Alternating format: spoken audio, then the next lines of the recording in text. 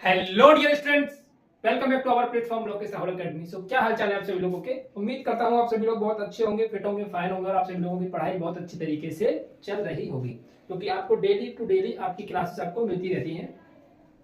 सो आज जो हम डिस्कस करने वाले हैं आपके सामाजिक विज्ञान का जो सेशन है आपका सामाजिक विज्ञान, ठीक है। सामाजिक विज्ञान की जो है आपकी क्लास नंबर 2 है, यानी चैप्टर नंबर 2 है सामाजिक विज्ञान का। इसकी क्लास नंबर 2 है भारत में राष्ट्रवाद। पूरा कंप्लीट सेशन है ये, पूरा कंप्लीट मैराथन क्लास है, पूरा कंप्लीट मैराथन क्लास है। इसमें आपका पूरा निचोड़ मिल जाएगा आपका चैप्टर नंबर 2 का। चैप्टर नंबर 2 आपका कंप्लीट हो जाएगा।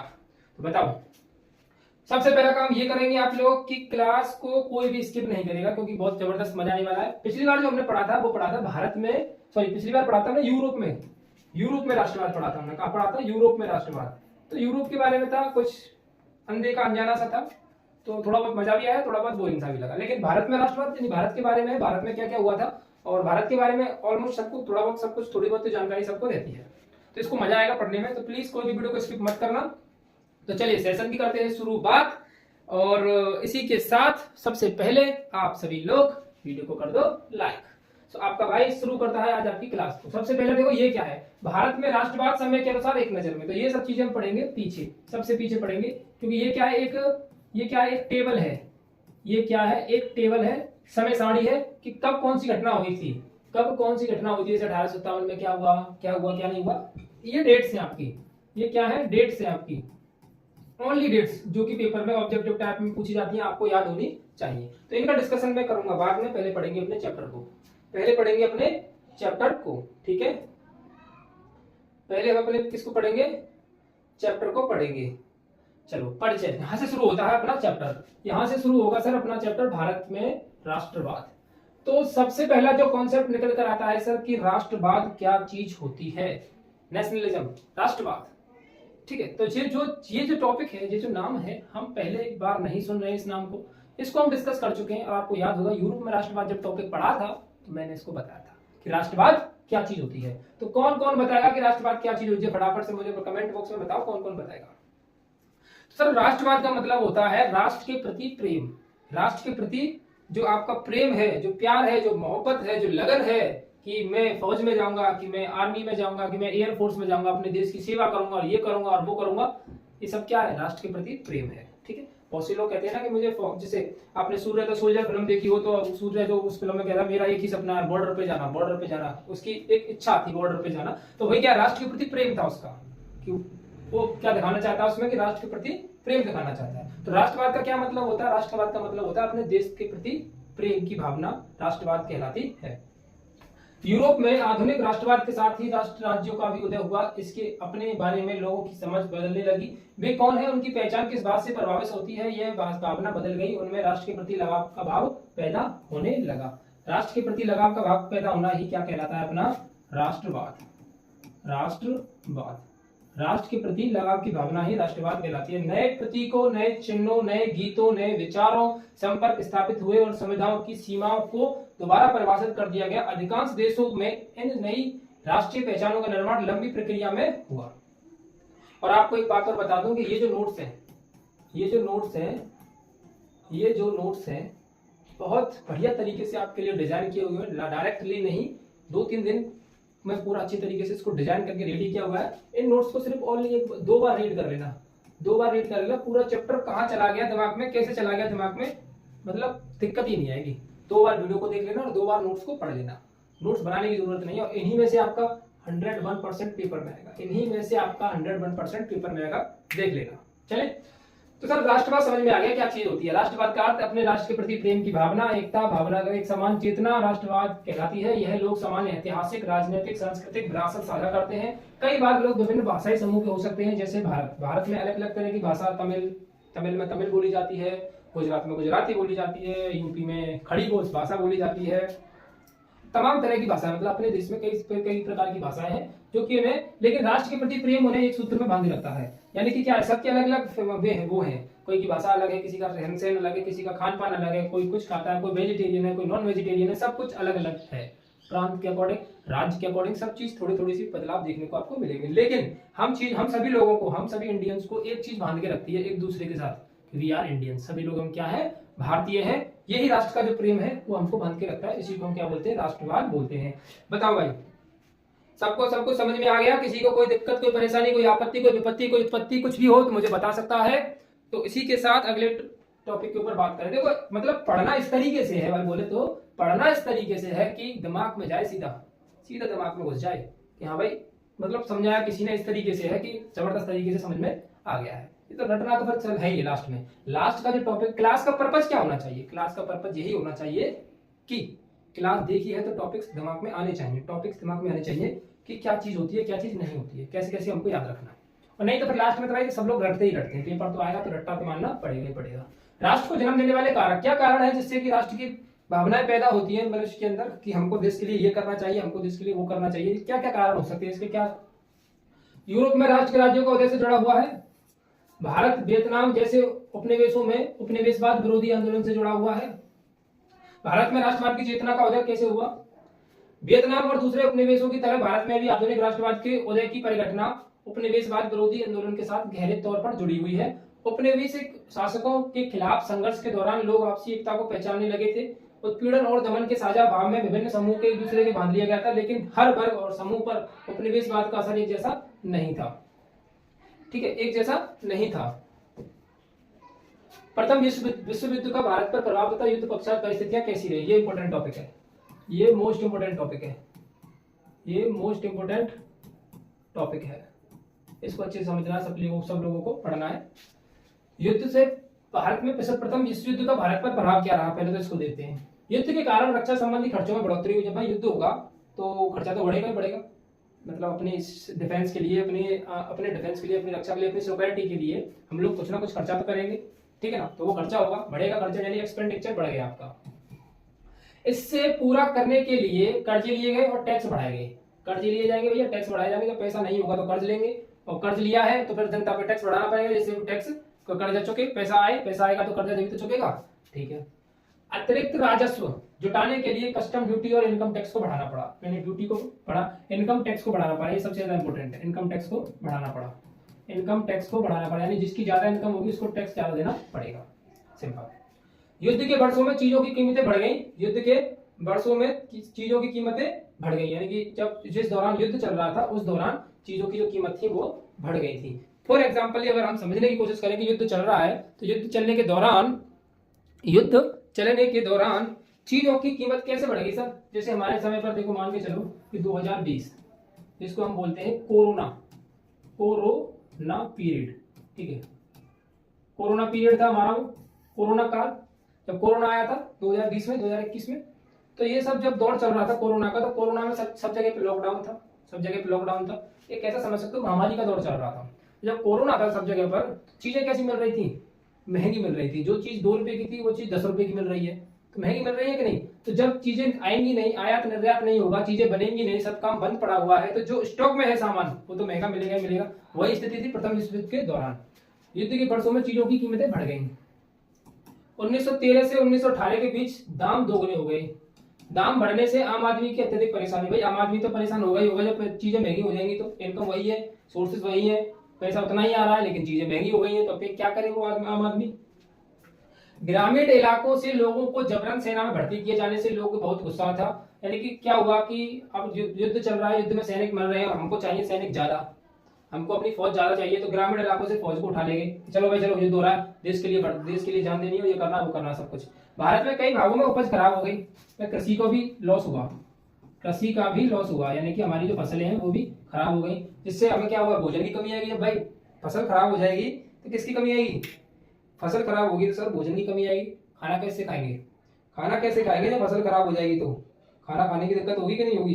अच्छा सर, फ्लू की महामारी भी सामान्य और गंभीर कर दिया। फ्लू की महामारी आ गई, जिसकी वजह से समस्या और ज्यादा गंभीर होगी। 19 से 21 की जनगणना के अनुसार अकाल महामारी के कारण 120-130 लाख लोगों की मौत से मारे गए। 120 से 130 लाख लोग, मतलब 1 करोड़ के लमसम लोगों को मर गए। इसमें से कम आपको 5-6 तो याद रखने हैं, 5-6 तो कम से कम याद आपको रखने ही हैं, ठीक है? इतने तो आपको याद करने ही होंगे। पहला विश्व युद्ध, खिलाफत और असहयोग। पहला विश्व युद्ध, खिलाफत आंदोलन और असहयोग आंदोलन, ये सब चीज क्या थी इनको समझते हैं। पहला विश्व युद्ध क्या था? प्रथम विश्व युद्ध 1914 से 1918 के बीच में लड़ा गया, यानी कि 4 साल तक चला अपना युद्ध, ये 4 इयर्स, ठीक है। 1914 से 1918 के बीच में एक नई राजनीति और आर्थिक स्थिति पैदा कर दी। भारत को युद्ध के दौरान विभिन्न समस्याओं का सामना करना पड़ा था। रक्षा खर्चे में वृद्धि, युद्ध के दौरान कीमतें बढ़ी, ग्रामीण क्षेत्रों में, ये सब चीजें हम पढ़ चुके हैं, ये सब चीजें हम पढ़ चुके हैं। सत्याग्रह पर विचार, सत्याग्रह का विचार क्या था? सत्याग्रह के बारे में क्या सीमाएं थी, क्या चीज चल रही थी?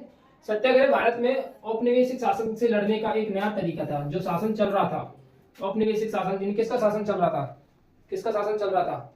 शासन चल रहा था आपका ब्रिटिश का, जो अपने तरीके से किसी की नहीं सुन रहे, जनता की नहीं सुन रहे, अपना जो ठीक लग रहा है उस तरीके से शासन कर रहे हैं, ठीक है। औपनिवेशिक शासन जिसको बोलते हैं, यानी अपने फायदे के लिए कर रहे हैं, जो कुछ भी कर रहे हैं अपने फायदे के लिए कर रहे हैं, जनता की तरफ या फिर लोगों की तरफ बिल्कुल भी नहीं देख रहे हैं। तो सत्याग्रह भारत में औपनिवेशिक शासन से लड़ने का एक नया तरीका था। यह अत्याचार और अन्याय के खिलाफ, ये क्या था? औपनिवेशिक शासन मतलब अत्याचार हो रहा है, अन्याय हो रहा है, अपने हित के लिए, अपने स्वार्थ के लिए, सब काम जो भी उनको ठीक लग रहा है, वो जिस तरीके से ठीक लग रहा है उस तरीके से शासन कर रहे हैं। लोगों के भले की और बुरे के बारे में बिल्कुल भी नहीं सोच रहे।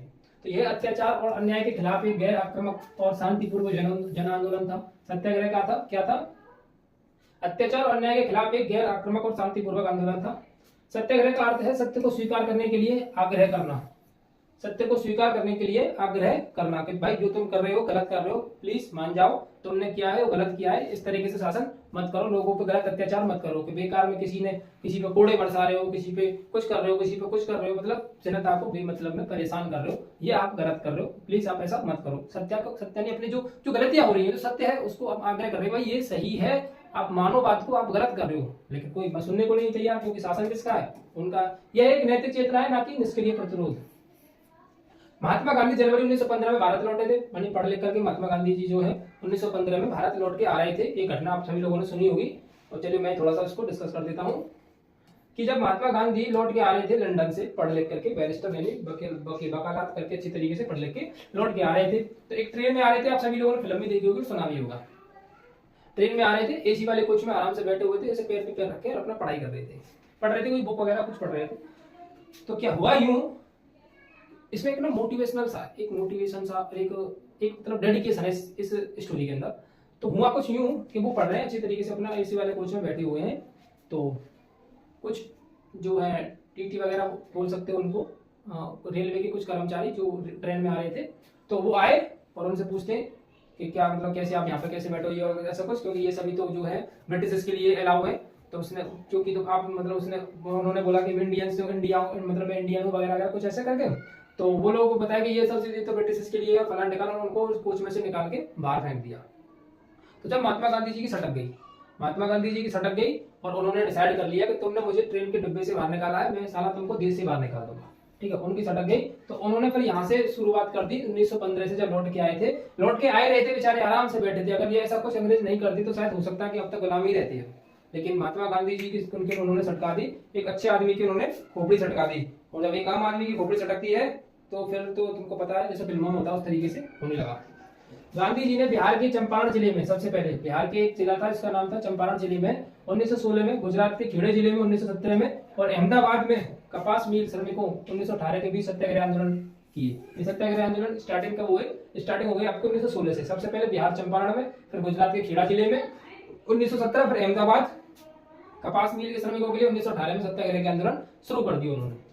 और आंदोलन पे आंदोलन चलते रहे। कोई मर रहा है, कोई जी रहा है, कोई कुछ हो रहा है, कभी कुछ हो रहा है, कभी कोई हत्याकांड हो रहा है, कभी चोरी कांड हो रहा है, कभी अमृतसर में कुछ हो रहा है, मतलब चलता रहा। और गांधी जी के आंदोलन चलते रहे, बंद होते रहे, चलते रहे, बंद होते रहे, और धीरे धीरे देश आजाद हो ही गया एंड में। अब कैसे हुआ, क्या हुआ, कैसे कैसे आंदोलन हुए, इन सब चीजों को हम समझते हैं। महात्मा गांधी जी के सत्याग्रह का अर्थ, सत्याग्रह से ने सत्य पर बल दिया। गांधी जी का मानना था यदि कोई सही मकसद के लिए लड़ रहा है तो उसे अपने ऊपर अत्याचार करने वाले से लड़ने के लिए ताकत की जरूरत नहीं, लड़ना है ये क्या लिखा हुआ है, लड़ने के लिए ताकत की जरूरत नहीं होती, अहिंसा के माध्यम से सत्याग्रही लड़ाई जीती जा सकती है। यानी कि आपको सब लोगों को पता होगा, आप सभी लोग मतलब 21वीं सदी के हम सभी लोग हैं, तो हमको तो सब पता है कि क्या हो रहा है। कि गांधी जी का तो एक गांधी जी की बहुत पुरानी फिलॉसफी है कि आपके लिए कोई एक गाल आगे करे तो आप दूसरा गाल भी आगे कर दो, ले भाई इस पे भी मार ले। मतलब कुल मिला के वो हिंसा बिल्कुल भी नहीं चाहते थे, एकदम अहिंसा परमो धर्म। अगर कोई आपको पीट रहा है तो आप सिर्फ मार खा के चुपचाप उसका देख लो, देखते हैं कब तक वो हमको पीटता है। तो वही सब चीज थी कि उसने उसे अपने ऊपर अत्याचार करने वाले से लड़ने के लिए ताकत की जरूरत नहीं है, अहिंसा के माध्यम से आप जीत सकते हो, यानी लड़ने की जरूरत नहीं है। यानी सामने वाला कोई आके तुमको 2-4 कोड़े मार के चले गया है, मारने दो, देखते हैं कब तक मारता है। कल भी आके मारेगा, परसों भी आके मारेगा, मतलब लगातार कब तक मारेगा, 1 हफ्ते तक मारेगा, 1 साल तक मारेगा, हमको कितने दिन तक मारेगा कोई पता नहीं, लेकिन तुमको बैक का गियर नहीं दबाना है, तुमको उस पर अटैक नहीं करना है, ऐसा गांधी जी बोल रहे थे। ठीक है, लेकिन अब तो ऐसा कुछ नहीं हो रहा ना, अगर कोई एक गाल आगे करेगा तो दूसरा गाल भी आगे करेगा, नहीं ना, एक गाल पे थप्पड़ पड़ेगा तो इतने में तो 2 गाल, मतलब सामने वाला 2 चपेट देगा तुमको, यानी 2 सामने वाला पेल देगा तुमको, धड़ाक दे सीधा, हटा साले तुम, मतलब हमको मार रहा तुम है। चलो, तो गांधी जी 1915 में दक्षिण अफ्रीका से भारत लौटे थे, साउथ अफ्रीका से भारत लौटे थे 1915 में। गांधी जी का जन आंदोलन की उपन्यास पद्धति को सत्याग्रह के नाम से जाना जाता है। उनकी एक बुक और है। भारत में सबसे पहले चंपारण बिहार 1917 में दमनकारी बगान व्यवस्था के खिलाफ नील की खेती करने वाले किसानों को प्रेरित किया था। सबसे पहले कहाँ स्टार्टिंग हुई थी? 1917 बिहार में। सबसे पहले कहाँ? 1917 बिहार में स्टार्टिंग हुई थी, फिर 1918, फिर ऐसे धीरे धीरे बढ़ते हुए चले। इसमें नील की खेती करने वाले किसानों के लिए किया गया था।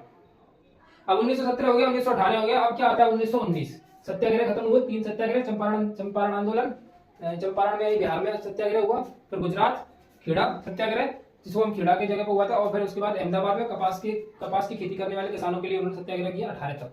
1919 में क्या आता है? Rowlatt act. 1919 में क्या जाता है sir? Rowlatt act.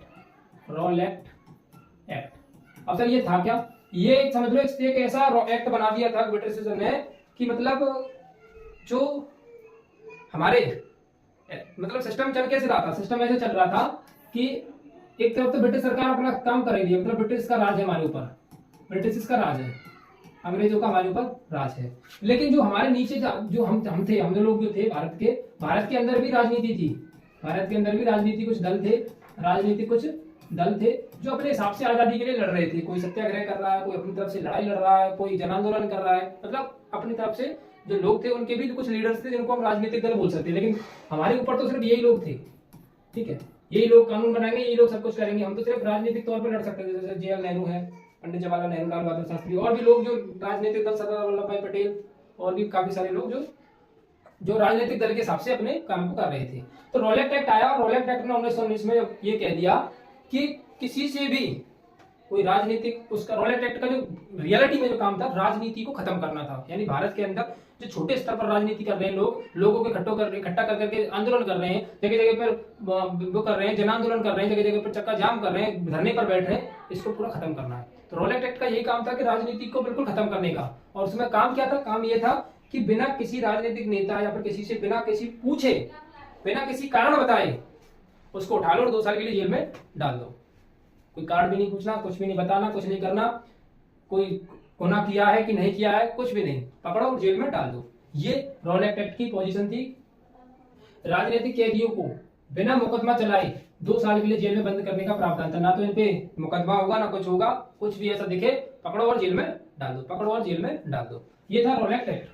Rowlatt act का मुख्य प्रावधान। इसका उद्देश्य क्या था कि भारत में राजनीतिक गतिविधियां जो भी हो रही थी, सत्याग्रह चल रहा है या फिर कुछ भी चल रहा है, उनका दमन करना, उनको खत्म करना, tata bye bye see you, खत्म करना, कि भाई ये सब खत्म होगा तभी हम ज्यादा लंबे समय तक ब्रिटिश लोग राज कर पाएंगे। अगर ये सब चलता रहा तो एक न दिन ऐसा आएगा कि ब्रिटिश सरकार खत्म हो जाएगी। तो इसलिए उन्होंने ऐसा कुछ स्कीम रेडी किया कि भाई ये को कुछ भी करो पर लेकिन इसको खत्म करो, कुछ भी करो लेकिन इसको खत्म करो, कि राजनीति खत्म होनी चाहिए। तो उन्होंने रॉलेट एक्ट लिया 1919 के अंदर। तो ये सब था रॉलेट एक्ट के अंदर। आई होप आपको समझ में आया रॉलेट एक्ट क्या है।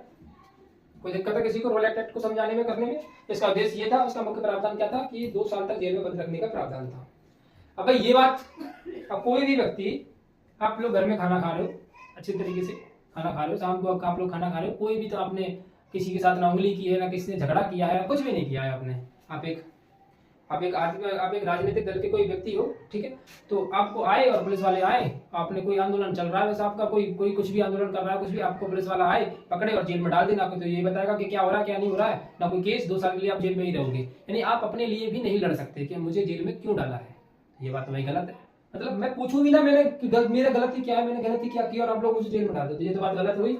तो रॉलेट एक्ट अन्यायपूर्ण क्यों था, ये आपको बताना है कि रॉलेट एक्ट अन्यायपूर्ण क्यों था। क्योंकि अन्यायपूर्ण तो था ही, भारतीयों की नागरिक आजादी पर प्रहार किया गया था। मतलब भारतीय लोगों की नागरिक आजादी हो ही नहीं सकती कि हम कुछ करें कि नहीं करें, हमारे ऊपर सब कुछ थोपा जा रहा था। तो भारतीयों की नागरिक आजादी पर प्रहार किया गया था, भारतीय सदस्यों की सहमति के बगैर पास किया गया ये बिल था। मतलब भारतीय लोग के जो राजनीतिक दल के जो नेता थे, जो लोग थे, जो ऊपर ऊपर बड़े बड़े लोग थे, उनसे बिना पूछे ये बिल पास कर दिया और यही लागू होगा। उनसे पूछा भी नहीं था कि भाई हम ऐसा करना चाहते हैं, करें कि नहीं करें, तो हमको सजेशन देते, बिल्कुल बिना पूछे। ये तो वो वाली बात हो गई कि घर में 10 लोग हैं, 2 लोग ऐसे हैं जो कि 2-3 लोग ऐसे हैं जिनके जितने जो ना तो कमाते हैं या दमाते हैं, सवेरे शाम 2-3 टाइम रोटी पानी खाते हैं, तो उनसे तो कुछ पूछना है नहीं है। कोई नियम पास करना, कुछ लाना है घर में, चीज कुछ करना है कि कुछ नहीं करना है, उनसे नहीं पूछना है। तो उनको सिर्फ खाने के लिए रखा गया, खाओ और जाओ, चले जाओ।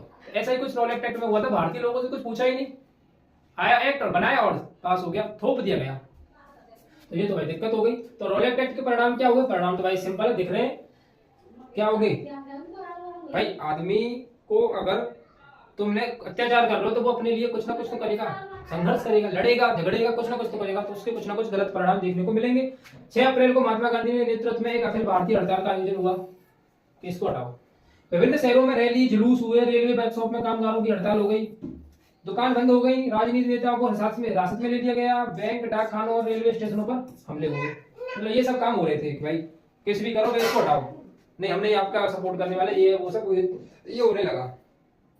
अब जलियांवाला बाग का हत्याकांड की घटना, अब 1919 के अंदर रॉलेट एक्ट आ गया। रॉलेट एक्ट के लिए सब काम हो रहा है, रॉलेट एक्ट के लिए सब काम हो रहे हैं कि ये रॉलेट एक्ट कैसे भी करके वापस लिया जाए, कुछ ना किसी तरीके से वापस लिया जाए। कुछ लोग धरना कर रहे हैं, कुछ लोग जुलूस निकाल रहे हैं, कुछ लोग कुछ कर रहे हैं, कोई रेलवे को जाम कर रहा है, कोई काम नहीं कर रहा है, डाक खाने बंद हो गए, ठीक है, और रास्ते पे जाम लगा दिया, ट्रक बसों को जला रहे हैं, जो कुछ मतलब एजिटेड जिनको जो अच्छा लग रहा है, जो बंद पड़ रहा है, वो लोग सारा कुछ ना कुछ कर रहे हैं, कैसे भी करके बंद हो। इतने में एक और कांड हो जाता है, एक और कांड हो जाता है कि 10 अप्रैल 1919 को अमृतसर में पुलिस ने शांतिपूर्ण प्रदर्शनकारियों पर गोलियां चलाई। इसके कारण लोगों ने जगह जगह पर सरकारी संस्थाओं पर आक्रमण किया। अमृतसर में मार्शल लॉ लागू हो गया और इसकी कमान जनरल डायर के हाथों में सौंप दी गई। मतलब हुआ यूं कि 10 अप्रैल 1919 को अमृतसर में पुलिस ने शांतिपूर्ण प्रदर्शनकारियों पर गोलियां चला दी। कुछ लोग क्या कर रहे थे कि शांतिपूर्वक अपना जो है प्रदर्शन कर रहे थे कि भाई इस एक्ट को हटा दो। तो 1919 में ये एक्ट के ऊपर प्रदर्शनकारी कर रहे थे, शांतिपूर्वक काम कर रहे थे, लेकिन पुलिस वालों ने क्या किया, इन पर गोलियां चला दी। पुलिस वालों ने क्या किया कि इन पर गोलियां चला दी। भाई गोलियां चला दी उनके ऊपर और बिना किसी वजह पे चुपचाप बैठे बेचारे अपना क्या कर रहे हैं, अपना शांतिपूर्वक वो कर रहे हैं, क्या कर रहे हैं, शांतिपूर्वक प्रदर्शनकारी थे, अपना काम कर रहे हैं, अपना गुस्सा प्रकट कर रहे हैं, उसके लिए उन्होंने उन पर गोलियां चला दी। गोलियां चलाई तो ब्रिटिश लॉ जो है मार्शल लॉ लागू हो गया। मार्शल लॉ की जो कमांड थी वो थी जनरल डायर के हाथ में। मार्शल लॉ मतलब मार धाड़ वाला सिस्टम चालू हो गया। कुल मिला के बाद ये थी जनरल डायर के हाथ में, मार्शल लॉ का कमान हाथ में आ गया। तो एक दिन ऐसा हुआ, अब देखो अप्रैल का महीना है, तो जनवरी फरवरी मार्च अप्रैल क्या होता है, बैसाख का महीना। क्या बोलते हैं अप्रैल को? बैसाख का महीना। जब हमारे गेहूं कुट के आते हैं घर में, जिसको बोलते हैं गेहूं का सीजन, गेहूं घर में आते हैं, तो वो बैसाख का महीना गर्मी वाला दिन आ जाता है, खेती फसल आती है घर में, तो उसको हम बैसाख का महीना बोलते हैं। तो अप्रैल का टाइम, बैसाख का महीना, तो भैया बैसाख का महीना है तो बैसाखी का त्योहार तो आएगा ही आएगा। तो बैसाखी का त्योहार आ गया। पंजाब अमृतसर बैसाखी का त्योहार आया 13 अप्रैल 1919, उस दिन बैसाखी का त्योहार था। तो कुछ लोग अमृतसर की एक चौपाल थी, जगह थी जहां पर मेला लगा हुआ था बैसाखी का, काफी लंबा चौड़ा जगह थी, वहां पर लगा हुआ था सर मेला। मेला लगा है तो बच्चे तो जाएंगे, बच्चे भी जाएंगे तो बड़े भी जाएंगे, घूमने जाएंगे, कुछ खाने जाएंगे, घूमने जाएंगे, खाने जाएंगे, ऐसा ही तो होता है। जो बच्चे होते हैं वो खिलौना के लिए जाते हैं, बड़े होते हैं खाने के लिए, घूमने के लिए जाते हैं, मजे लेने के लिए जाते हैं। तो काफी सारे लोग वहां पर इकट्ठे हो गए थे पंजाब अमृतसर में। वहां पर हजारों की संख्या में लोग इकट्ठे हो गए, अपना मेले का एंजॉय कर रहे हैं सभी लोग आराम से। तो जनरल डायर ने क्या किया, तो वहां की जो जगह थी अमृतसर पंजाब, जहां पर जो मेला लगा हुआ था, बहुत छोटी छोटी गलियां थी, सकरी गलियां थी, और एक जो गेट थे जहां से उनकी एंट्री थी, और वहां पर कुआं भी था एक उस जगह पर, ऐसा दिखाते हैं ऐसे चित्रों में, फोटोज में। तो हुआ यूं कि जनरल डायर ने, अब एक साथ सभी लोग उन गलियों से भाग नहीं सकते, तो उस जनरल डायर ने उस जगह की गेट बंदी कर दी, मतलब पूरा गेट बंद कर दिया, उन सभी लोगों पर गोली फायरिंग कर दी। हजारों में तादादों में लोग मारे गए, हजार की तादादों में लोग मर गए बेचारे, कुछ लोग मर गए, मतलब लगभग मर ही गए, काफी सारे लोग मर गए उसमें। तो उसको हम बोलते हैं जलियांवाले बाग का हत्याकांड। उसको हम क्या बोलते हैं, जलियांवाले बाग का हत्याकांड। जलियांवाला बाग का दुखद नरसंहार 13 अप्रैल को उस दिन हुआ जिस दिन पंजाब में बैसाखी मनाई जा रही थी। ग्रामीण को के एक जत्था जलियांवाला बाग में लगे एक मेले में शरीक हुआ आया था। जत्था मतलब कुछ लोग, जत्था ग्रामीणों का कुछ जत्था का मतलब कुछ समुदाय, कुछ लोग, काफी सारे लोग वहां पे जलियांवाला बाग था। जगह कौन सी थी? जलियांवाला बाग, जिसका नाम था जलियांवाला बाग। लोग मेले में शरीक होने को आए थे। यह बाग चारों तरफ से बंद था और निकलने के रास्ते संकीर्ण थे। छोटे छोटे रास्ते थे, चारों तरफ से बंद था और छोटे छोटे रास्ते थे। अब छोटी सी एक गली है जिसमें सब लोग एंट्री करे हैं आराम से एकदम, कोई कभी आ रहा है, कोई कभी आ रहा है, कोई कभी आ रहा था। छोटा सा रास्ता है। अब मान के चलो एकदम से भगदड़ हो तो सभी लोग उस गली में से एक साथ कैसे निकल सकते हैं? नहीं निकल पाएंगे। तो जनरल डायर ने निकलने के रास्ते बंद करवा दिए और भीड़ पर गोली चलवा दी। इस दुर्घटना में सैकड़ों लोग मारे गए। सरकार का रवैया बड़ा ही क्रूर था। इससे चारों तरफ हिंसा फैल गई और महात्मा गांधी जी ने आंदोलन वापस ले लिया। अब यहाँ पर जो महात्मा गांधी है ना, उनका रोल कुछ अलग ही रहा। उनका रोल क्या था? कुछ अलग ही रहा। देखो, हिंसा पहले देखते महात्मा गांधी ने रोलेट सत्याग्रह वापस ले लिया था। उनका जो रोल था कुछ अलग ही था। मतलब क्या दिमाग में चल रहा है कुछ समझ में ही नहीं आ रहा था यार। ठीक है, अब अगर इसको तुम पढ़ते हो तो कुछ अलग ही चीज देखने को मिलती है। एज इट इज क्या हुआ था उस टाइम पे, 1919 की बात है, 1919 की बात है, 13 अप्रैल 1919 की घटना है। आज से काफी साल पुरानी घटना है। अगर हम बात करें तो लगभग 100-125 साल हो गए इस बात घटना को। तो देखो, हुआ कुछ यूं था कि भाई लोगों पर जो कि त्योहार मना रहे हैं, अपना मजे कर रहे हैं, उन पर गोलियां चलवा दी। जनरल डायर ने गोलियां चलवा दी, ब्रिटिश ने गोलियां चलवा दी है। अब गोलियां चलवा दी हैं तो उनमें उन लोगों की क्या गलती है? कोई भी गलती नहीं है। गोलियां चलवाई, वो मर गए बेचारे। लोगों ने क्या किया? कुछ नहीं किया। कुछ लोगों के परिवार खत्म हो गया, कुछ के जवान बच्चे मर गए, कुछ के माँ बाप खत्म हो गए, कुछ के कुछ मतलब किसी का आधा परिवार खत्म हो गया, किसी का पूरा परिवार खत्म हो गया। अब जब इस तरह की कंडीशन है तो बताओ माहौल कैसा होगा? एज इट इज आप सोच के बताओ कि माहौल कैसा होगा। किसी के घर के में जवान लड़का था, वो मर गया इस केस के दौरान, तो उसका बाप क्या करेगा? उसका बाप क्या मतलब उनके पास जाएगा, शांतिपूर्वक कहेगा कि बाबूजी आपने हमारे बच्चे को मार दिया है, कुछ पैसे दे दो, इससे घर चल जाए और ये हो जाए कि क्या करेगा?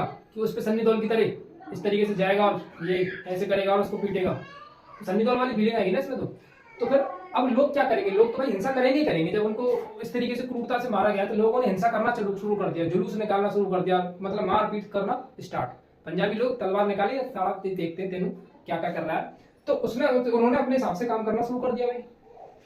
अब जब हिंसा करेंगे, हिंसा शुरू किसने की? जनरल डायर ने। लोगों को मार दिया तो कुछ लोग हिंसा करना शुरू कर रहे हैं। तो महात्मा गांधी जी ने कहा कि आप लोगों ने हिंसा की है तो मैं अपने उस सत्याग्रह को वापस ले लेता हूँ। रोलेट एक्ट का सत्याग्रह उन्होंने वापस ले लिया। अब ये बताओ, महात्मा गांधी दोष किसको दे रहे हैं? लोगों को, कि तुमने हिंसा क्यों की? यार इतने सारे लोग मर गए हैं तो हिंसा ना करें तो क्या करें? हिंसा ना करें तो क्या करें? इस तरीके से तो ब्रिटिश लोग हमारे मूड पर चढ़ जाएंगे।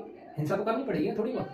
तो महात्मा गांधी ने क्या किया? महात्मा गांधी जी ने आंदोलन अपना वापस ले लिया कि भाई मैं नहीं इस तरीके से, आप लोग हिंसा कर रहे हो, मैं अहिंसा वाला आदमी हूँ, मैं नहीं इस तरीके से सत्याग्रह कर रहा हूँ, कोई भी रोल है तो कुछ नहीं, मैं अपना सत्याग्रह वापस ले रहा हूँ, आप कर लो हिंसा जैसे करनी है। तो भाई थोड़ा बहुत मिसयूज या फिर मिसअंडरस्टैंडिंग कुछ भी कह सकते हो कि अब आप अगर अपनी थिंक से सोचते हो तो कहोगे यार गांधी जी ने गलत किया, मतलब ये क्या हुआ? तो जो घटना हुई वो हुई, हिस्ट्री तो बदल नहीं सकते। तो कुछ ऐसा हुआ था, गांधी जी ने अपना सत्याग्रह वापस ले लिया था जलियांवाला बाग के हत्याकांड के दौरान। चलो, अब हत्याकांड हो गया भैया, रोलेट एक्ट भी वापस हो गया भैया, 1919 चल रहा है। अब करें तो करें क्या? तो आंदोलन के विस्तार की कुछ आवश्यकता है कि आंदोलन के विस्तार की कुछ आवश्यकता कहती है। रोलेट सत्याग्रह मुख्यतः शहरों तक ही सीमित था। रोलेट सत्याग्रह शहरों तक ही सीमित था, लेकिन चाह रहे थे कि पूरी जगह पर फैल जाए। महात्मा गांधी को लगा कि भारत में आंदोलन का विस्तार होना चाहिए। उनका मानना था कि ऐसा तभी हो सकता है जब हिंदू और मुस्लिम एक मंच पर हों। ये बात उनकी एकदम सही थी, क्योंकि हमारा जो भारत है उसमें कई सारे लोग हैं, हिंदू भी हैं, ठीक है, मुस्लिम भी हैं, क्या है, मुस्लिम भी हैं, सिख भी हैं, ईसाई भी हैं, जैन भी हैं, सब तरह के धर्म के लोग हैं, कई सारे धर्मों के लोग हैं। लेकिन गांधी जी कह रहे थे भाई देखो, सत्याग्रह जो है अगर बढ़ाना है तो सभी लोगों को एकजुट होना पड़ेगा, क्योंकि अगर मैं हिंदू समुदाय से हूं तो मुझसे ज्यादातर लोग हिंदू वाले ही मेरे साथ खड़े होंगे, मुस्लिम वर्ग के नहीं होंगे, सिख वर्ग के नहीं होंगे, ठीक है। तो अगर हिंदू के साथ में मुस्लिम का खड़ा होना जरूरी है, और भी जो धर्म है उनके साथ सभी लोगों को अगर मुझे साथ में रखना है तो सभी लोगों को साथ में रखने होंगे। सभी लोग अगर हम साथ में होंगे तभी ये जो आंदोलन है ऐसा लगेगा कि हाँ पूरे बड़े स्तर पर हो रहा है, तो शायद मेरी बात ब्रिटिश सरकार के कानों तक जाए और हमारा काम बने। तो ये सब जो विचार थे, गांधी जी ने कहा कि भाई विस्तार करना है तो हिंदू और मुस्लिम लोगों को मिलना ही होगा। चंपारण आंदोलन किया था 1917 के अंदर। 1917 में उन्होंने बिहार के चंपारण इलाके का दौरा किया और दमनकारी बगान व्यवस्था के खिलाफ किसानों का संघर्ष के लिए प्रेरित किया। नील की खेती करने वाले किसानों में के पक्ष में महात्मा गांधी के भारत के प्रथम सत्याग्रह किया। प्रथम सत्याग्रह किसके लिए किया? नील की खेती के लिए किया गया था। चंपारण आंदोलन 1917 में उन्होंने बिहार के चंपारण इलाके का दौरा किया था और दमनकारी बगान व्यवस्था के खिलाफ किसानों को संघर्ष के लिए प्रेरित किया था। ये तो मुझे लगता है सेम हो गया, चंपारण आंदोलन दोनों सेम हो गए हैं। चलो तो उसको छोड़ो। खेड़ा किसान आंदोलन, खेड़ा का किसान आंदोलन गुजरात में हुआ था। किसमें हुआ था? गुजरात में हुआ था 1918 में। 1918 में गांधी जी ने गुजरात के खेड़ा जिले में किसानों की मदद के लिए सत्याग्रह आयोजन किया था। शुरुआत कहां से हुई थी? बिहार चंपारण 1917। वहां के किसानों को प्रेरित किया आंदोलन करने के लिए, जन आंदोलन करने के लिए। फिर उसके बाद गुजरात के खेड़ा जिले में किसानों को प्रेरित किया सत्याग्रह करने के लिए। फसल खराब हो जाने के कारण, प्लेग की महामारी के कारण खेड़ा जिले के किसान लगान चुकाने की हालत में नहीं थे। वे चाहते थे कि लगभग वसूली की ढीली हो जाए। मतलब हुआ कुछ नहीं हो कि फसल खराब हो गई, बीमारी आ गई है, महामारी आ गई है, तो भाई लगान कैसे चुकाएं? तो इसी सिलसिले में सत्याग्रह किया गया 1918 के अंदर। 1918 में किया गया, 1918 के अंदर किया गया। कब किया गया? कौन से जिले में किया? गुजरात था अपना, गुजरात खेड़ा में। ठीक है। महात्मा गांधी ने क्यों खिलाफत का मुद्दा उठाया? ये क्वेश्चन है पूरा, और ये कॉन्सेप्ट भी है। महात्मा गांधी जी ने खिलाफत का आंदोलन क्यों उठाया था? क्या चीज थी खिलाफत मुद्दा के लिए? रोलेट सत्याग्रह की सफलताओं के बाद से ही, मतलब रोलेट सत्याग्रह जो था वो बेचारा बंद ही हो गया। ठीक है। अब फिलहाल रोलेट एक्टिव में है। ठीक है, ये बात आप याद रखना, फिलहाल रोलेट एक्टिव में भी बंद नहीं हुआ है। उस सफलता हमारे लिए हुई है उसकी। रोलेट की सफलता के बाद से ही महात्मा गांधी पूरे भारत और भी ज्यादा जनाधार वाला आंदोलन खड़ा करना चाहते थे, क्योंकि उन्होंने देखा कि जलियांवाला बाग का हत्याकांड हुआ है और रोलेट सत्याग्रह मैंने वापस ले लिया है, और ये छोटे स्तर पे था। वो चाहते थे कि एक ऐसा जन सैलाब हो मेरे साथ कि उसे देखकर ब्रिटिश की रूह कांप जाए, लोग होने चाहिए मेरे साथ। तो उन्होंने विश्वास था कि बिना हिंदू और मुस्लिम के एक हुए बिना भैया ये काम तो पॉसिबल नहीं है, ये काम पॉसिबल नहीं है। जैसे बोलते हैं ना, एक घर है, एक घर में 4 भाई हैं। कौन है? 4 भाई हैं। ठीक है, प्लस में पापा जी। तो एग्जांपल देने की कोशिश कर रहा हूँ, ऐसे समझने की कोशिश कीजिएगा, वैसे समझ में तो आ गया होगा। ये 4 भाई और पापा जी हैं, 5 लोग हैं, 5 लोग कमाते हैं, 5 लोगों की इनकम है, 5 लोग अच्छे कमाते हैं। लेकिन अगर चारों भाई आपस में अलग अलग अपने पैसों को रखते हैं, और पापा जी तो घर में ही देंगे भाई, वो अलग अलग थोड़ी रखेंगे, यानी संतान अलग अलग रख थे, लेकिन बाप जो कमाएगा वो उसको तो घर में देगा भाई, अपने खर्चों को चलाओ। चारों भाई अगर अलग अलग कमाएंगे और अपने अपने खर्चों पर सेल मौज पे उड़ाएंगे तो घर की तरक्की नहीं होगी, इनकम नहीं बढ़ेगी, घर की तरक्की नहीं होगी, तो फिर काम कैसे चलेगा? तरक्की करनी है, अपने आप को तरक्की करना है, सभी लोग आपस में तरक्की करना चाहते हैं, तो क्या होगा कि सभी लोगों की इनकम एक जगह पर आनी चाहिए, सभी लोगों की इनकम एक जगह पर, यानी 5 लोगों को एकजुट होकर कुछ फैसले लेने चाहिए जिससे कि काम बढ़े। तो ऐसा ही कुछ गांधी जी ने सोचा कि भाई अगर अकेले काम करूंगा, हिंदू समुदाय काम करेगा तो काम नहीं बनेगा, क्योंकि भारत में हिंदू और मुस्लिम दोनों समुदाय हैं, दोनों को एक साथ मिलकर के काम करना होगा तब काम बनेगा। ऐसा कोई अखिल भारतीय आंदोलन खड़ा नहीं किया जा सकता, इसलिए उन्हें खिलाफत का मुद्दा उठाना पड़ा। खलीफा की खिलाफत मतलब खलीफा एक पद है, किसमें? इस्लाम धर्म में खलीफा एक पद है जो सबसे ऊंचा, मतलब बड़ा होता है, इसके पास पावर्स ज्यादा होती हैं, समझ लो ना, जिसके पास पावर्स ज्यादा होती है पद। जैसे कि अपने यहाँ पर जैसे मान के चलो कि जैसे एक जिला है, जिले में एक डीएम साहब है, तो उनके पास पावर सबसे ज्यादा है, डीएम। तो उसके पास तो मुख्यमंत्री है ही, डीएम क्या पूरे सिस्टम को कवर किया हुआ, डिस्ट्रिक्ट मिनिस्टर, पावर ज्यादा है। तो ऐसे खलीफा क्या है? इस्लाम के अंदर एक पद है। खलीफा की तात्कालिक शक्तियों की रक्षा के लिए मार्च 1919 में बॉम्बे में खिलाफत संगठन बनाया गया, खिलाफत गठन किया गया था। आई होप यहाँ तक सब कुछ क्लियर है, कोई दिक्कत, कोई आपत्ति, कोई परेशानी किसी को तो नहीं है ना? बता तो चलो यार, आराम से मजे लेते लेते पढ़ाई कर रहे हैं, कोई दिक्कत आ नहीं रही है। मुझे नहीं लगता भाई कोई दिक्कत है, मुझे लगता है एकदम सब कुछ ठीक ठाक बरकरार एकदम बढ़िया चल रहा है। तो इसी के साथ आगे बढ़ते हुए मोहम्मद अली और शौकत अली, इनको बोलते हैं अली बंधु में कौन आता है? मोहम्मद और शौकत। मोहम्मद अली और शौकत अली 2 बंधु एक साथ, कोई युवा मुस्लिम नेताओं ने इस मुद्दे पर संयुक्त जन कार्रवाई की संभावना तलाश के लिए महात्मा गांधी के साथ चर्चा शुरू कर दी। सितंबर 1920 में कांग्रेस की कलकत्ता अधिवेशन में, इंपोर्टेंट है, सितंबर 1920 के कलकत्ता अधिवेशन में महात्मा गांधी ने भी दूसरे नेताओं को इस बात पर राजी कर लिया कि खिलाफत आंदोलन के समर्थन और स्वराज के लिए एक असहयोग आंदोलन शुरू किया जाना चाहिए। यानी गांधी जी ने कुल मिलाकर 1920 के कांग्रेस अधिवेशन कलकत्ता में, जो हमारे लोगों के बीच में हुआ था, हमारे ही लोगों के बीच में हुआ था, ब्रिटिश सरकार का कोई भी राजनीतिक नेता या फिर कोई भी व्यक्ति इसके अंदर नहीं था, हमारे ही जो राजनीतिक दल था उन्हीं के बीच में ये संमेलन, जो मीटिंग वगैरह जो कुछ भी हुई थी, कलकत्ता अधिवेशन जिसको बोलते हैं 1920। 1920 कलकत्ता अधिवेशन में गांधी जी और गांधी जी के अन्य कोई नेता, गांधी जी के दूसरे नेताओं को इस बात पर राजी कर लिया था, यानी गांधी जी ने इस बात पर राजी कर लिया था दूसरे नेताओं को कि सभी लोग साथ में मिलकर एक असहयोग आंदोलन करते हैं। असहयोग मतलब जिसमें सहयोग नहीं देना है। किसका नहीं देना है? ब्रिटिश का।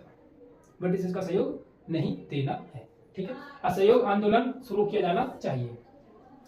अब बात ये हुई कि सर असहयोग आंदोलन शुरू किया जाना चाहिए, लेकिन पॉइंट ये है कि यही क्यों, असहयोग आंदोलन ही क्यों? तो इसको पढ़ते हैं। गांधी जी प्रसिद्ध पुस्तक हिंद स्वराज, गांधी जी की एक प्रसिद्ध पुस्तक है हिंद स्वराज, जिसको 1909 में महात्मा गांधी ने कहा था कि 1909 पब्लिश हुई थी। महात्मा गांधी ने उसमें एक फैक्ट लिखा था, जिसको थोड़ा सा मैं अपने लैंग्वेज में एक्सप्लेन करता हूँ। हुआ कुछ यूं, पानी पी लेते हैं, ठीक है, पानी पी लेते हैं। काफी देर से बोल रहा हूँ तो प्यास तो लगी आएगी, आप भी पी लो।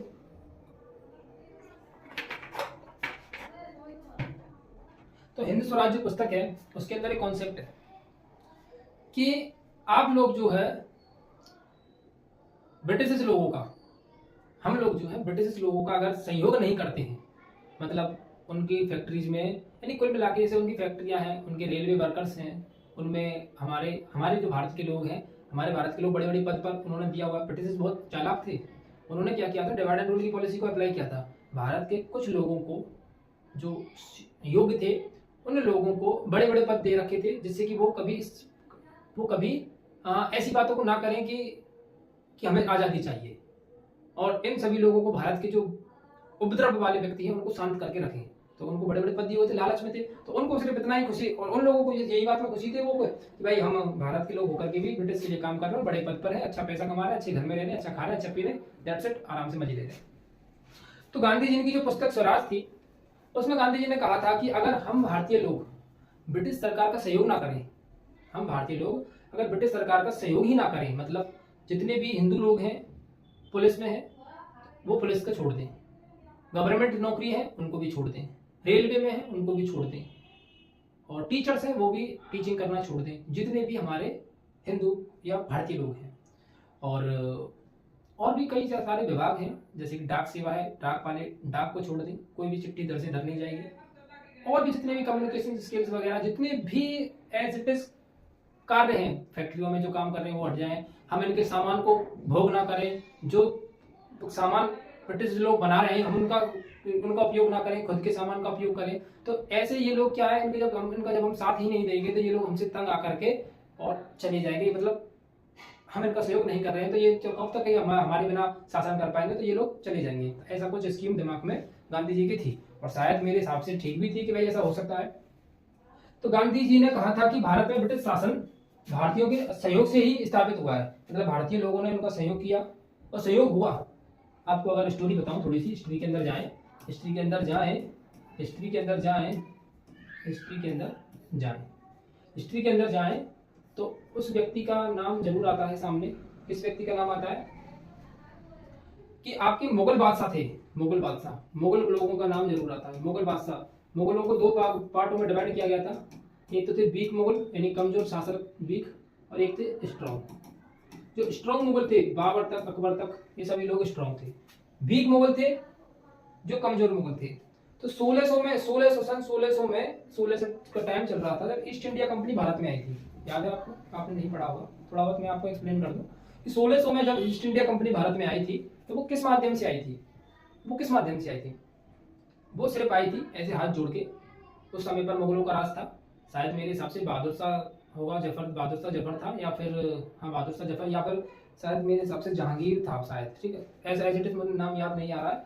तो वो आए और मुगलों के सामने गए और हाथ जोड़ के गए कि सर ऐसा कुछ है कि हम लोग हैं, कुछ लोग आए हैं और हम आपके यहाँ पर व्यापार करना चाहते हैं, व्यापार करना हम चाहते हैं, कुछ सामान वगैरह बेचना चाहते हैं, व्यापार करके हम लोग चले जाएंगे, बेचारे आराम से जाएंगे, इस तरीके से जाएंगे, कुछ पैसा सामान लाए हैं उनको बेच करके और आप यहाँ से चले जाएंगे। ऐसा कुछ स्कीम बना के वो आए थे कि हम आपके यहाँ पे आके व्यापार करना चाहते हैं। सो शुरुआत में तो कुछ हुआ यूं कि उन्होंने उससे मना कर दिया कि कोई भी यहाँ पर व्यापार वगैरह नहीं होगा, आप वापस जाओ फलान कैसे करके। तो फिर दोबारा में एक और व्यक्ति को भेजा गया। तो एक हमारे जो बादशाह थे उस समय पर, उनका कुछ लॉजिकल इफेक्ट शायद उनके पैर में कुछ कमी थी, या फिर पैर खराब था, या फिर कुछ ऐसा ही कुछ उनकी बीमारी थी एक गंभीर। तो वो बीमारी ठीक नहीं हो रही थी। तो ब्रिटिशर्स ने इसका फायदा उठाया, वो आए, उन्होंने कहा कि अगर मैं सर आपकी जो है महाराज अगर मैं आपकी बीमारी को ठीक करने के लिए डॉक्टर लाऊं, अगर वो आपको ठीक कर दे तो क्या आप मुझे यहाँ पर व्यापार करने देंगे? उन्होंने कहा अगर ऐसा हो सकता है तो आपको पूरी इजाजत दी जाएगी। तो विदेश से डॉक्टर्स आए, विदेश में तो पढ़े लिखे लोग हैं विदेश में, तो वहां से डॉक्टर्स आए और उन्होंने उनका इलाज किया और वो एकदम परफेक्ट हो गया। मतलब वो बंदा जो है, महाराज जो है, परफेक्ट हो गए। तो उन्होंने उनको खुली छूट दे दी कि आपको कोई भी टैक्स देने की जरूरत नहीं है, आपने मेरे जीवन दान दिया है और ये सब कुछ किया है, तो आप एक काम करो, व्यापार करो। अब धीरे धीरे वो व्यापार हो रहा है, तो धीरे धीरे व्यापार हो रहा है, धीरे धीरे व्यापार बढ़ रहा है, पैसा कमा रहे हैं वो लोग हमारे देश से, अंदर से कंपनी आई और कब पैसे कमा रहे हैं। अब उन्होंने क्या किया, पहले 2 लोग आए थे, फिर 4 लोग, फिर 10 लोग, 50 लोग, ऐसे धीरे धीरे काफी सारे लोग भी इकट्ठे हुए। फिर उन्होंने वहां से ही लोगों को, अपने देश से ही लोगों को लिया, काम पे लगाया, पैसे देने लगे, काम पे लगाया, इस तरीके से व्यापार बढ़ाया। तो उन्होंने क्या किया, हमारे अंदर ही डिवाइड एंड रूल की पॉलिसी को चालू कर दिया, फूट लगाना शुरू कर दिया। धीरे धीरे धीरे धीरे कुछ लोगों को हमारे अपने साथ कर लिया, कुछ लोगों को हमारे लोगों को हमारे खिलाफ कर दिया, और धीरे धीरे ये शासन शुरू हो गया। ब्रिटिश लोगों ने अपना शासन हमारे ऊपर जमा दिया। तो ये सब किसकी वजह से हुआ? हमारे ही सहयोग की वजह से। तो गांधी जी ने एकदम परफेक्ट बात कही थी कि भाई हमारे ही सहयोग की वजह से ब्रिटिश लोग हमारे ऊपर राज कर रहे हैं, अन्यथा इनकी इतनी हिम्मत कि ये हमारे पास आकर के, हमारे देश में आकर के, हमारी मिट्टी पे आकर के साला हमसे ही गुलामी करवा रहे हैं, इतनी हिम्मत इनकी नहीं हो सकती। तो फिर जो व्यक्ति थे, अब भाई मीटिंग चल रही है 1920 कलकत्ता अधिवेशन मीटिंग चल रही है, गांधी जी ने ये सब प्रस्ताव रख दिया आगे। तो गांधी जी ने प्रस्ताव रख दिए, तो जो मीटिंग चल रही है उनमें से लोग कह रहे हैं कि बताओ करे तो करे क्या? तो उन्होंने कहा कि इनका सहयोग मत करो, एक आंदोलन चलाओ जिसका नाम है असहयोग आंदोलन।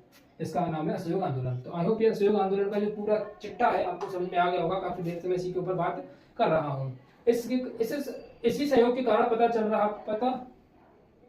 कारण चल पा रहा है। अगर भारत के लोग अपना सहयोग वापस ले लें तो साल भर के भीतर ब्रिटिश शासन ढह जाएगा और स्वराज की स्थापना हो जाएगी। ये स्कीम गांधी जी ने रेडी की थी और शायद मेरे हिसाब से सही भी किया था, लेकिन ऐसा हो ही नहीं पाया। क्या कहा जाए, गांधी जी को विश्वास था कि यदि भारतीय लोग सहयोग करना बंद करें तो अंग्रेज वापस भारत छोड़कर चले जाने के लिए अलावा और कोई चारा नहीं बचेगा, जो मैंने आपको बताया था। असहयोग आंदोलन के कारण क्या थे? प्रथम महायुद्ध की, अच्छा इसके कारण भी थे कुछ कि हम साथ क्यों नहीं देंगे। चलो मैं थोड़ा सा 2 मिनट और इसकी एक स्टोरी है उसको भी बताऊं कि प्रथम विश्व युद्ध हो रहा था 1914 से 1918 तक चला था प्रथम युद्ध। आपको याद है, थोड़ी देर पहले पढ़ा था मैंने। तो प्रथम विश्व युद्ध चल रहा है बॉस, और जो ब्रिटिश थे, ब्रिटिश लोग युद्ध में भाग ले रहे हैं। मतलब युद्ध तो हो रहा है, इटली, चाइना। अब हुआ कुछ यूं कि इनकी पार्टी जो है कमजोर पड़ने लगी अंग्रेजों की। ऐसा मैं सीधी भाषा में बात करूं, इनकी पार्टी कमजोर पड़ने लगी और इंग्लैंड से जवाब आया, भाई हमको सैनिक चाहिए, लोग चाहिए लड़ने के लिए। अब जवाब आया, लोग चाहिए भाई हमको लड़ने के लिए। तो भारत आए लोगों, भारत में जो शासन चल रहा था उन लोगों का, अंग्रेजों का, उन्होंने कहा कि आप भारत से सैनिक लेकर आओ और हमको युद्ध जीतना है। तो भाई जो उस समय पर जो शासन चल रहा था अंग्रेजों का, उन्होंने भारतीय के लोगों के सामने ये डिस्कशन किया कि भाई हमें आपके साथियों की जरूरत है, हमें आपके नवयुवकों की जरूरत है, सैनिकों की जरूरत है। हमारे देश से युद्ध हुआ है, हम चाहते हैं कि आप हमारे साथ चलो और हमें इस युद्ध में जीत दिलाओ। जबकि हमारे जो कांग्रेस थी उस समय, तो कांग्रेस ही थी, कांग्रेस नहीं कह सकते हो आप, ये सब कह सकते हो कि हमारे जो लोग थे उन्होंने मना कर दिया था कि हम जाना नहीं चाहते, हम इस युद्ध में भाग लेना नहीं चाहते। तो यार ये तो बड़ी समस्या हो गई। उन लोगों को हमारा साथ चाहिए ही चाहिए था, क्योंकि उनको पता है कि भारत की मिट्टी में ऐसे ऐसे सपूत पैदा होते हैं कि मर जाएंगे लेकिन हार नहीं मानेंगे, पीछे लौटेंगे नहीं, लेकिन मर जाएंगे, जीत इन्हीं से होगी और किसी से नहीं होगी। उनको ये पता था। तो जय हिंद जय भारत ये वाला सिस्टम चल रहा था। भाई भारत के लोगों के अंदर इतनी ताकत है, साला सामने से कितने भी अगर लड़ने चला गया तो फिर लौट के नहीं आएगा, क्या तो मरेगा या फिर साला जीत के आएगा।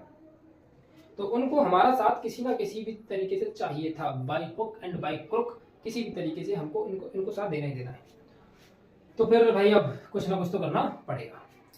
तो फिर उन्होंने एक झूठा सा वादा कर दिया हम लोगों से कि अगर आप लोग हमारा साथ देते हो और हम ये युद्ध जीत जाते हैं तो हम लोग आपको आज़ाद कर देंगे। अब आज़ादी की खुशी से ज़्यादा बड़ी खुशी कुछ नहीं हो सकती। उस समय की खुशी सबसे बड़ी यही थी कि हम कैसे भी आज़ाद हो जाएं। तो भारत ने साथ देना स्वीकार कर लिया। अब भारत ने साथ दिया और प्रथम युद्ध हो गया, समाप्त हो गया, जीत गए, सब काम हो गए। लेकिन जब उन्होंने कहा कि भाई अब तुम जाओ यहाँ से, हमने आपको युद्ध जिता दिया, अब तुम जाओ, तो वो अपने इस वादे से मुकर गए। वो भूल गए कि हमने क्या वादा किया। तो इस कारण फिर हमारे जो लोग थे उनके भीतर भाई गुस्सा तो आएगा होगा। तो ये सब कारण बने थे असहयोग आंदोलन के। प्रथम विश्व महायुद्ध की समाप्ति पर अंग्रेजों द्वारा भारतीय जनता का शोषण होने लगा। अंग्रेजों द्वारा स्वराज प्रदान करने से जो मुकर जाना, यानी कि उन्होंने हमसे कहा था कि हम आजादी देंगे, लेकिन वो क्या हो गए, मुकर गए। रोलेक्ट एक्ट का पारित होना, ये सब कारण है तो बने।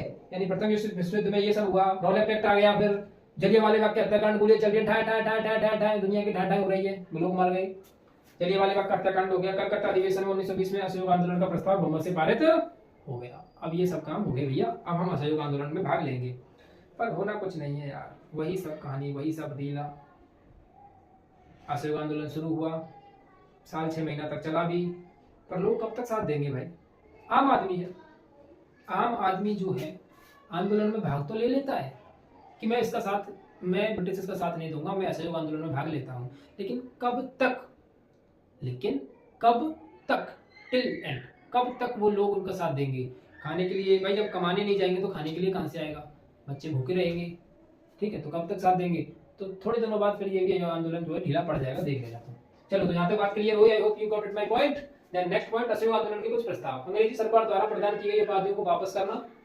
सभी लोगों ने अपनी जो उपाधि थी वो वापस कर दी थी, जो मैंने कहा था कि जो कोई डीएम है, कोई कुछ है, मतलब जो भी उपाधि दी गई थी, हटाओ, हमको कुछ नहीं चाहिए साला, हमको चाहिए आजादी, हम तुम्हारे लिए काम नहीं करेगा, ठीक है, हम तुम्हारे लिए काम नहीं करेगा। सिविल सर्विस यानी कि यूपीएससी, सेना, police, court, legislative council, legislative assembly जो थी, और स्कूल का बहिष्कार होने लगा, विदेशी वस्तुओं का बहिष्कार होने लगा। यदि सरकार अपनी दमनकारी नीतियों से बाज ना आए तो हमको संपूर्ण अवज्ञा आंदोलन का शुरू करना होगा, जो कि एंड में जाके यही शुरू होगा। असहयोग आंदोलन से संबंधित कांग्रेस अधिवेशन हुए। सितंबर 1920 में कांग्रेस अधिवेशन हुआ था। असहयोग पर स्वीकृति अन्य नेता द्वारा दी गई थी। कांग्रेस अधिवेशन 1920 कोलकाता। उसके बाद दिसंबर 1920 में मोहर पर इसकी शुरुआत हुई थी, शुरुआत हो गई थी, तो आपने पढ़ा था अधिवेशन, ये आपको याद रखनी डेट्स के लिए मैंने तुमको शुरुआत में बताया था, 2-4 पेज है जिनको आपको याद रखना है। आंदोलन के भीतर अलग-अलग धाराएं। असहयोग और खिलाफत आंदोलन की शुरुआत जनवरी 1921 में हुई थी। विभिन्न सामाजिक समूहों के आंदोलन में हिस्सा लेने की, परंतु प्रत्येक वर्ग की अपनी अपनी आकांक्षाएं थी। अच्छा, ये बहुत इंपॉर्टेंट थी यार, ये सबसे वीक पॉइंट था हमारा, और ये पहले भी था और सर आज भी है। मैं बताऊंगा कैसे है, ठीक है। सभी के लिए स्वराज का अर्थ भिन्न भिन्न था, यानी कि जो बाकी में देशभक्त है, जो वाकई में देशभक्त है ना, उसके लिए स्वराज का अर्थ सिर्फ देश की आजादी है, उसके लिए स्वराज का अर्थ सिर्फ और सिर्फ देश की आजादी है। लेकिन जो विभिन्न समुदाय के लोग लगे हुए हैं साथ में, उनके लिए देश का अर्थ कुछ और है, उनके लिए स्वराज का अर्थ कुछ और है, वो कुछ और चाहते हैं, उनकी नीड्स कुछ और हैं। भाई, गांधी जी की नीड्स है कि देश आजाद हो, भगत सिंह की नीड्स क्या थी कि देश को आजादी मिलनी चाहिए, लेकिन कुछ लोगों की नीड्स क्या थी, पैसा आए, आजादी मिलेगी तो मुझे ये हुआ मेरे पास, मतलब अलग अलग सबका डायरेक्शन सोचने का तरीका कुछ अलग अलग हुआ था। सभी लोगों के लिए स्वराज का अर्थ भिन्न भिन्न था। प्रत्येक सामाजिक समूह ने आंदोलन में भाग लेते हुए स्वराज का मतलब एक ऐसा युग लिया जिसमें उनके सभी कष्ट और सारी मुसीबतें खत्म हो जाएंगी, सही कष्ट और सभी परेशानियां दूर हो जाएंगी। शहरों में आंदोलन की शुरुआत शहरी मध्यम वर्ग के हिस्सेदारों से हुई थी। विद्यार्थियों ने, स्कूल कॉलेज शिक्षकों ने अपनी अपनी नौकरी तथा वकीलों ने मुकदमा लड़ने से बहिष्कार कर दिया था और आंदोलन में शामिल हो गए थे। सभी लोगों ने बहिष्कार करना शुरू कर दिया, जो जिस तरीके से काम कर रहे थे, और उन्होंने वो सब काम कम करना बंद कर दिए। अब जब जनता ही साथ नहीं है तो सारा सरकार क्या करेगी? अब जनता ही साथ नहीं है तो सरकार क्या करेगी? क्योंकि बिना जनता के तो सरकार कुछ भी नहीं है। सिंगल बॉडी है, सिर्फ ओनली बॉडी है, उसके अंदर आत्मा है ही नहीं। अगर जनता अपने ऊपर आ जाए ना, जनता अपने ऊपर आ जाए तो उसके सामने तो कोई भी कितना भी बड़ा पद क्यों ना हो, सबकी ऐसी की तैसी है। जब जनता ही अपना सहयोग नहीं कर रही है अपने नेता का, तो फिर क्या होगा? फिर तो कुछ भी नहीं है। विदेशी सामानों का बहिष्कार किया गया। शराब की दुकानों के सामने प्रदर्शन भी किया गया था। शराब की दुकानों के सामने प्रदर्शन भी किया गया था। अच्छा, शराब की दुकानों के सामने प्रदर्शन किया गया। ग्रामीण इलाकों में विद्रोह हुआ था, धीरे धीरे हिंसक हो गया। किसानों और आदिवासियों का संघर्ष धीरे धीरे हिंसक हो गया। अवध में किसान आंदोलन, किसानों का नेतृत्व बाबा रामचंद्र ने जमींदारों और तालुकेदारों के खिलाफ किया गया था। अवध किसान सभा की स्थापना 1920 में जवाहरलाल नेहरू, बाबा रामचंद्र और कुछ अन्य लोगों के नेतृत्व में की गई थी। आंध्र प्रदेश में आदिवासियों का आंदोलन। आंध्र प्रदेश में गुडेम पहाड़ियों में अल्लूरी सीताराम राजू के नेतृत्व में उग्र गोरिल्ला आंदोलन फैला गया। ये आप याद ना रखो, कोई दिक्कत नहीं, नॉट प्रॉब्लम। आप इसको ना याद रखो तो कोई परेशानी नहीं है, क्योंकि ये पेपर में नहीं आता है। It's okay.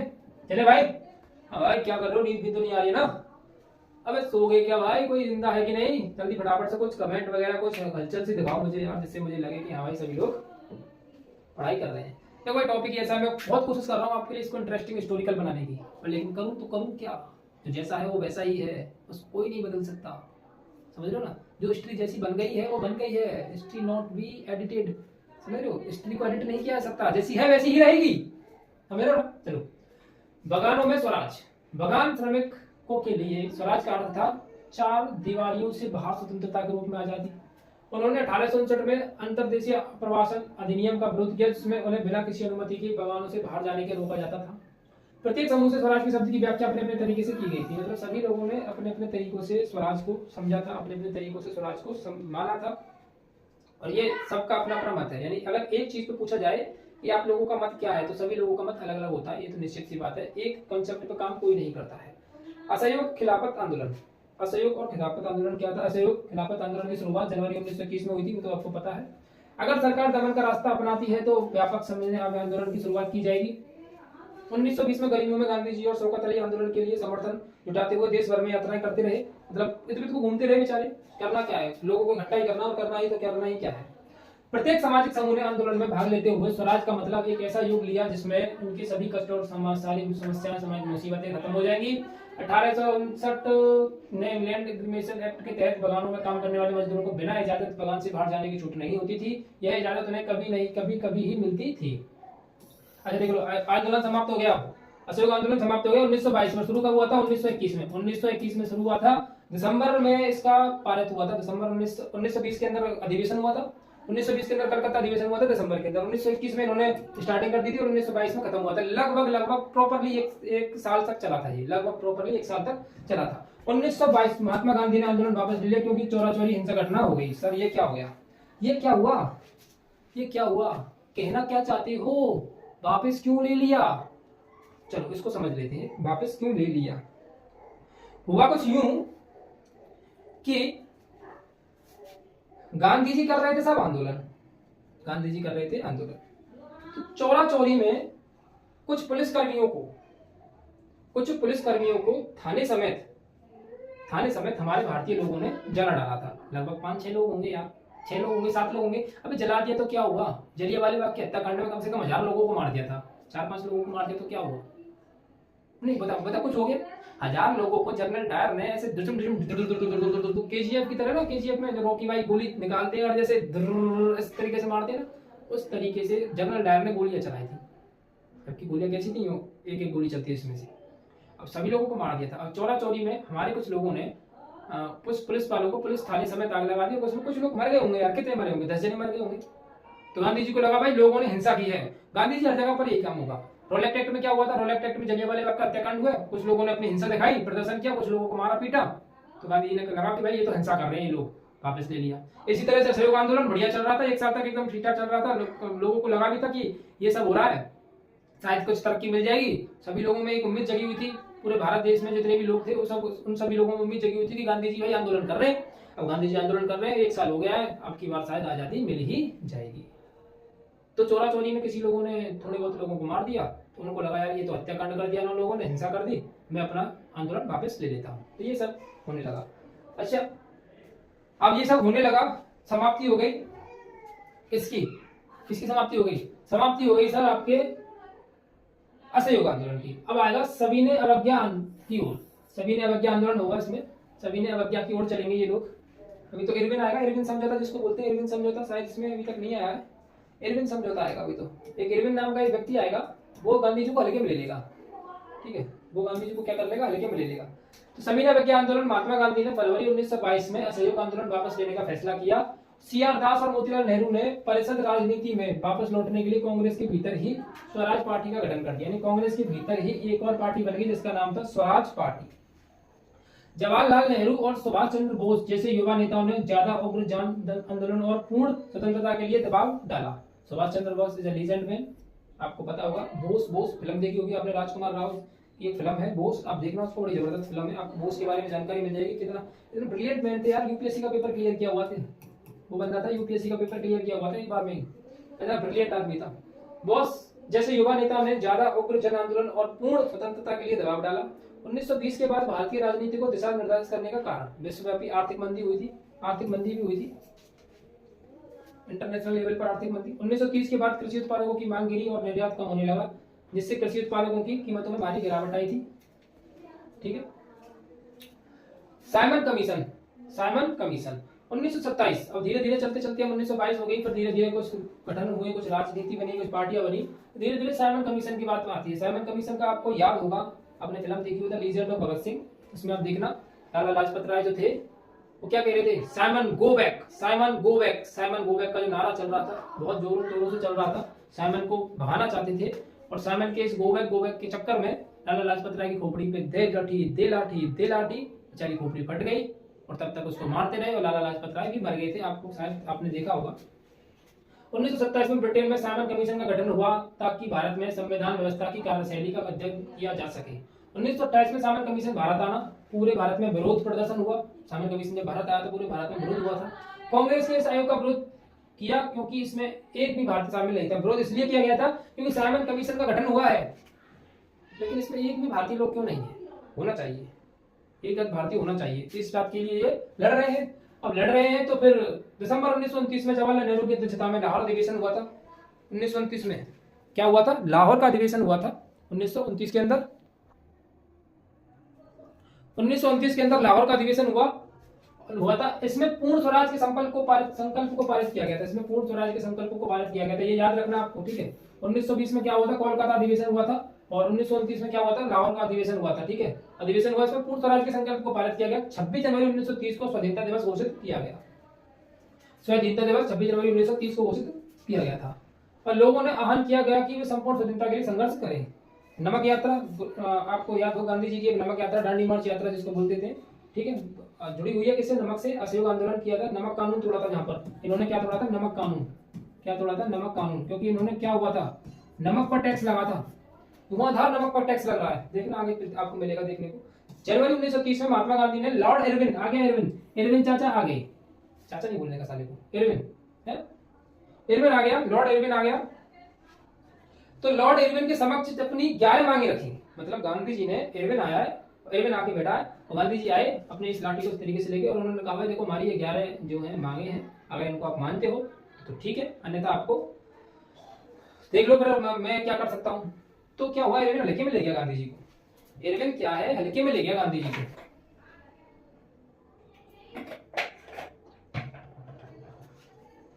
इरविन क्या है, गांधी जी को हल्के में ले गया।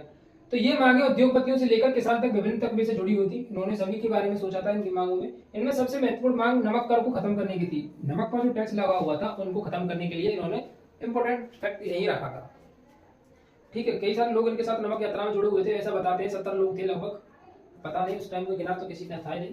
तो किसान के विभिन्न जुड़ी हुई थी और इरविन ने इनसे साफ मना कर दिया, भाई देख मैं तेरी बात को नहीं मानने वाला, समझे ना, मेरे को जो आदेश मिले ऊपर से मिले हुए हैं और मैं अपनी बात से नहीं मुकरने वाला हूँ, तुम कहीं भी मांग लाओ, मैं नहीं मानने वाला। तो भैया इरविन ले गया, लेकिन लॉर्ड इरविन से किसी भी मांग को मानने के लिए तैयार नहीं थे। लॉर्ड इरविन जी किसी को मानने के लिए तैयार नहीं थे। 12 मार्च 1930 को महात्मा गांधी द्वारा नमक यात्रा की शुरुआत हो गई, भाई हम अब नमक की यात्रा करेंगे। 6 अप्रैल 1930 को नमक बनाकर नमक कानून का उल्लंघन किया। इस घटना को सविनय अवज्ञा आंदोलन की शुरुआत कहते हैं। सविनय अवज्ञा आंदोलन की शुरुआत इसी नमक कानून को तोड़ने के साथ होती है। फिर गांधी अब ये नमक कानून तोड़ा, सविनय अवज्ञा आंदोलन हुआ, कुछ लोग काफी सारे लोगों को लेकर के नमक की यात्रा कर रहे हैं। तो इरविन को बात समझ में आ गई, यार गांधी गांधी जो आदमी है ना वो खतरनाक आदमी है। गांधी जी जो आदमी है खतरनाक आदमी है। मई 1931 को गांधी इरविन समझौता हुआ, एक साल बाद। देखो 30 में अप्रैल में मार्च में शुरू हुई थी और एक साल बाद समझौता हुआ, यानी एक साल तक संघर्ष करते रहे बेचारे। सविनय अवज्ञा आंदोलन स्थगित कर दिया गया। पुलिस द्वारा किए गए अत्याचार को निष्पक्ष जांच की जाएगी, नमक पर लगाए गए सभी कर हटा दिए जाएंगे। मतलब बात मान गए, लॉर्ड इरविन को बात समझ में आ गई कि भाई ये देखो जो ये कह रहे हैं उस काम को कर लो यार, फायदा रहेगा। ये बात समझ में आ गई उन लोगों की। अच्छा समझ में आ गई है तो फिर आंदोलन की किसने भाग लिया था, संपन्न किसान। अंग्रेजों को स्वराज काम करने का इनकार कर दिया। किसानों समुदाय को शामिल हो गए गरीब किसान, व्यवसायी वर्ग, महिलाएं, ये सब आप लोग पढ़ सकते हो, ठीक है। महिलाओं ने भी भाग लिया, गरीब लोगों ने भी भाग लिया, अमीर लोगों ने भी भाग लिया। सविनय अवज्ञा आंदोलन की मुख्य घटनाएं क्या थी, देश के विभिन्न हिस्सों में नमक का कानून का उल्लंघन हुआ, विदेश वस्तुओं का बहिष्कार, दुकान की पैकेटिंग मतलब बंद करना है, वन कानूनों का उल्लंघन हुआ।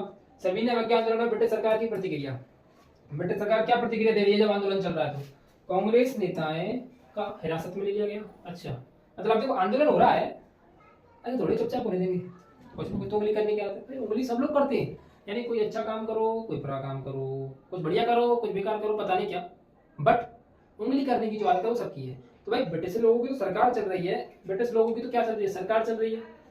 अब आप लोग आंदोलन कर रहे हो ब्रिटिश को गिराने के लिए, क्योंकि हम चुप बैठेंगे नहीं बैठेंगे तो वो कुछ ना कुछ करेंगे। तो उन्होंने क्या किया, कांग्रेस के सभी नेताओं को क्या ले लिया, हिरासत में ले लिया।